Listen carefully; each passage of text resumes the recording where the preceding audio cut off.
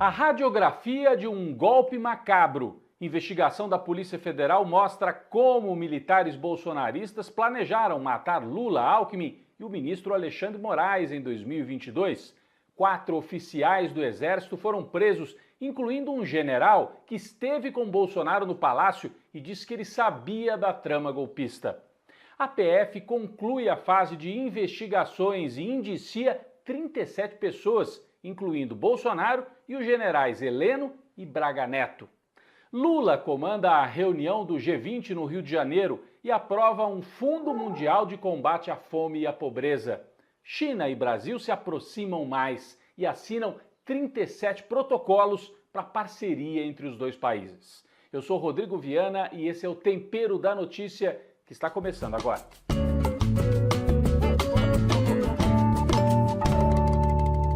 Pela primeira vez na história da República Brasileira, um oficial do Exército, um general, foi preso por planejar um golpe de Estado no país.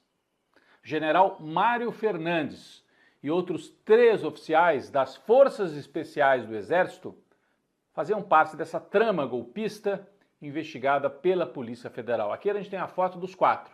General Mário Fernandes, que era o chefe desse núcleo operacional do golpismo, e outros 3 oficiais pagos com o nosso dinheiro para conspirar, para dar golpe.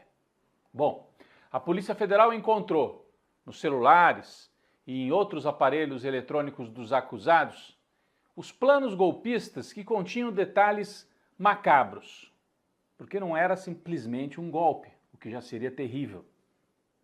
Os planos incluíam detalhes como as armas que seriam usadas para prender e, se necessário, executar, eliminar fisicamente ou neutralizar, como eles dizem na linguagem militar, o ministro Alexandre Moraes do STF.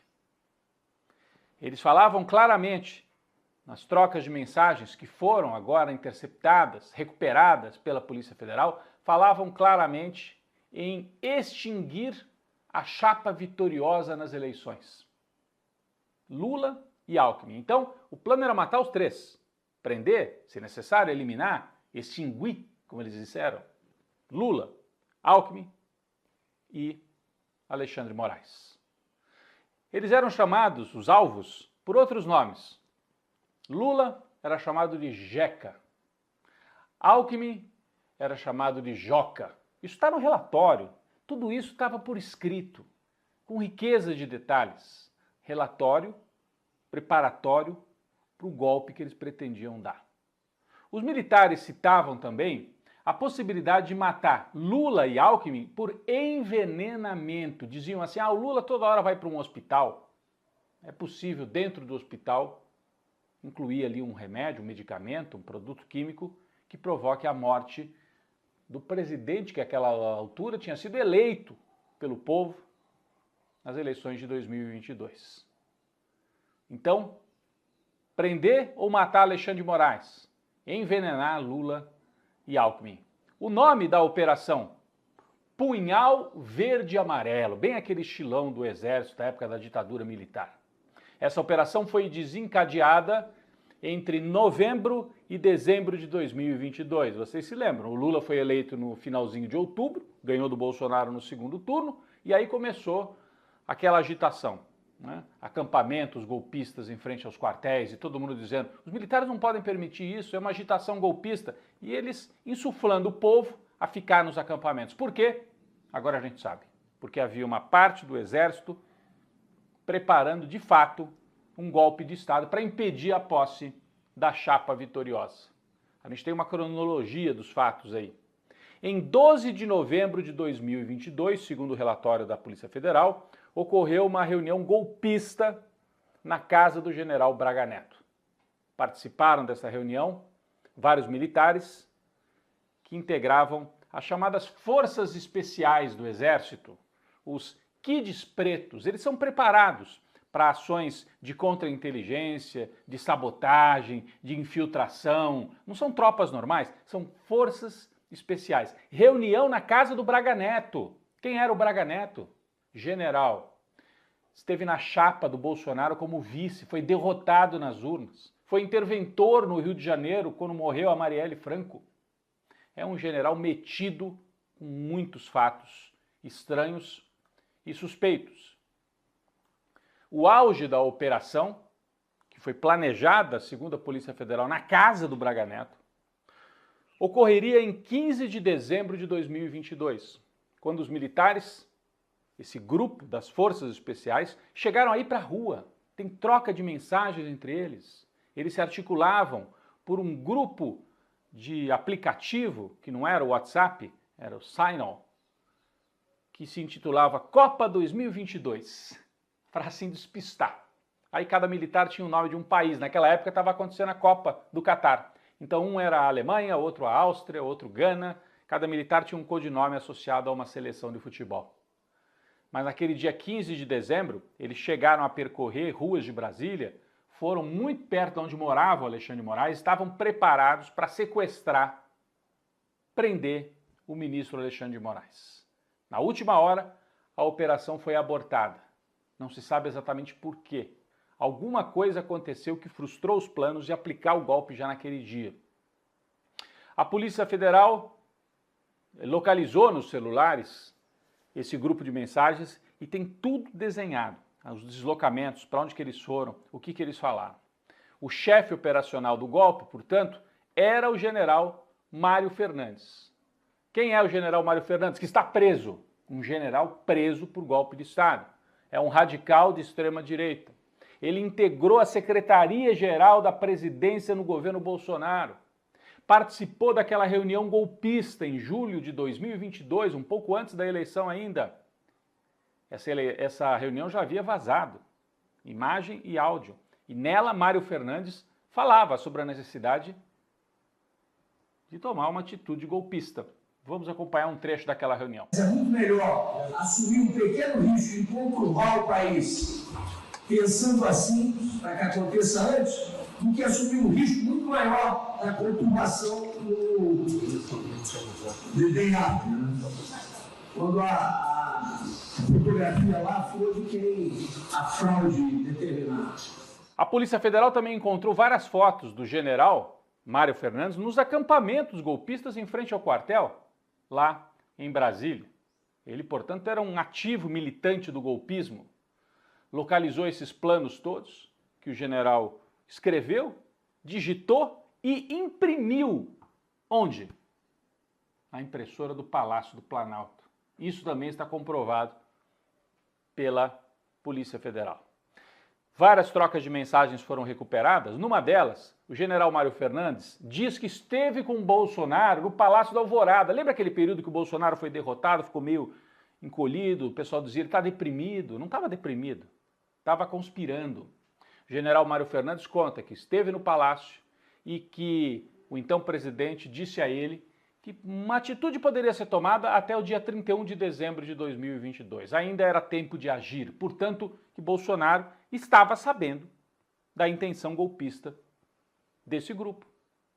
Mais do que está sabendo, há indícios de que ele participou ativamente desse grupo golpista. A Polícia Federal comprovou que Mário Fernandes esteve de fato no palácio, ficou pelo menos 40 minutos no palácio, conversando com o então presidente Jair Bolsonaro. Bom, as prisões desses militares golpistas, desse núcleo operacional do golpismo, ocorreram na última terça-feira. 2 dias depois, a Polícia Federal concluiu o relatório da investigação do golpe, indiciando Jair Bolsonaro e outras 36 pessoas por 3 crimes. Atentado violento contra o Estado Democrático, golpe de Estado e formação de quadrilha.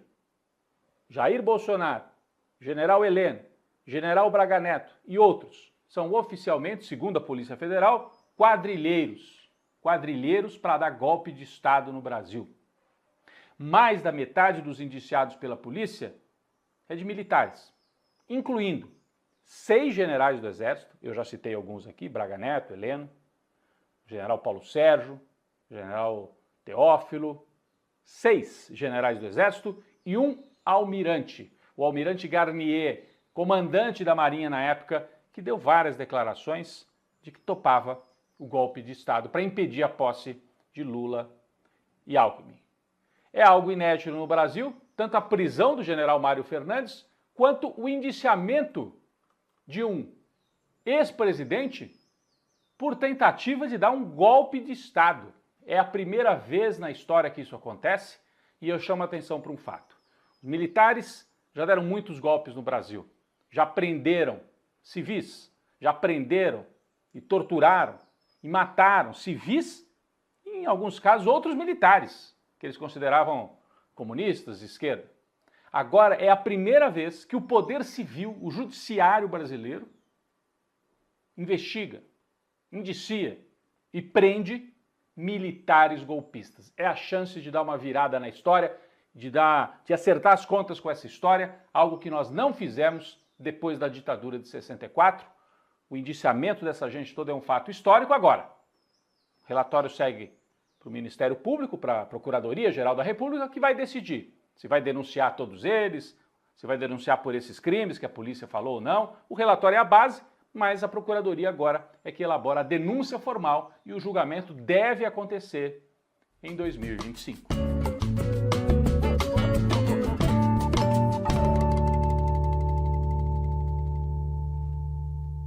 Um cafezinho para a diplomacia brasileira, que nesta semana que passou marcou um golaço, né?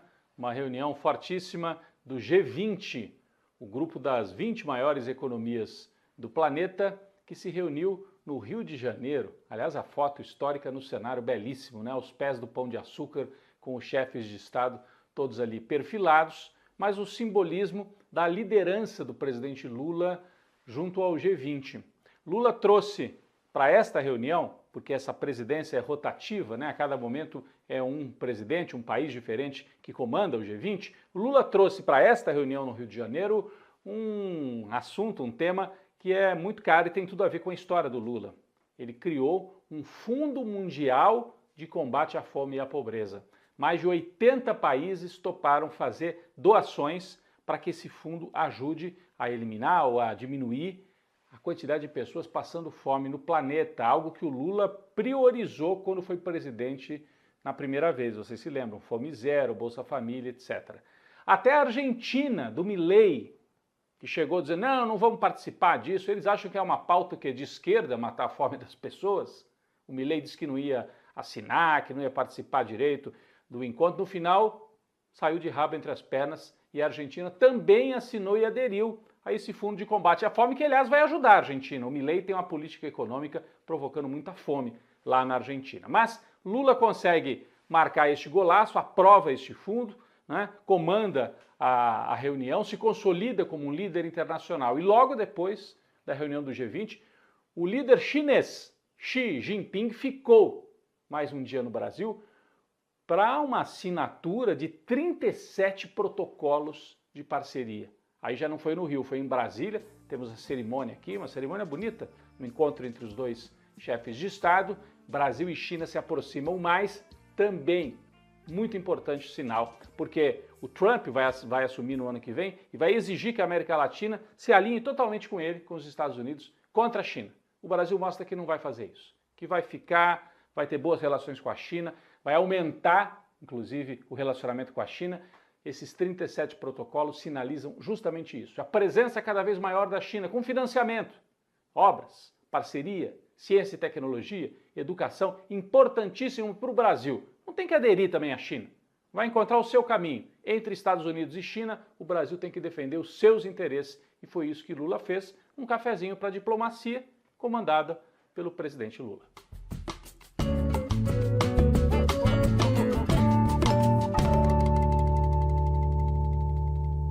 A nossa sobremesa esta semana, para quem vive em São Paulo, é acompanhar a Mostra Internacional de Cinema Soviético e Russo. Olha só, é a chance de conhecer um pouco mais uma escola de cinema que foi tão importante no século XX. Esta mostra traz filmes clássicos, legendados, é claro, né? Russos, como Dersu Uzala, Moscou não acredita em lágrimas, Vá e Veja. Bom, é uma parceria entre o Centro Popular de Cultura, o CPC da UMES, União Municipal dos Estudantes Secundaristas de São Paulo, e o Mosfilme, um histórico estúdio de cinema da época soviética e que sobreviveu depois que caiu a União Soviética. Ali, no Mosfilme, está preservada a memória desta escola de cinema tão importante. Então, é a chance de você acompanhar vários filmes interessantes e, paralelamente à mostra, tem uma feira de culinária, de cultura russa e até de língua, de idioma russo, se você quiser se arriscar, né, no alfabeto cirílico para aprender um pouquinho. São exibições gratuitas que acontecem no lindo prédio da Cinemateca de São Paulo. Neste sábado e domingo, procure a programação na internet e você tem a chance de assistir vários filmes históricos do cinema soviético e russo. É a nossa sobremesa desta semana.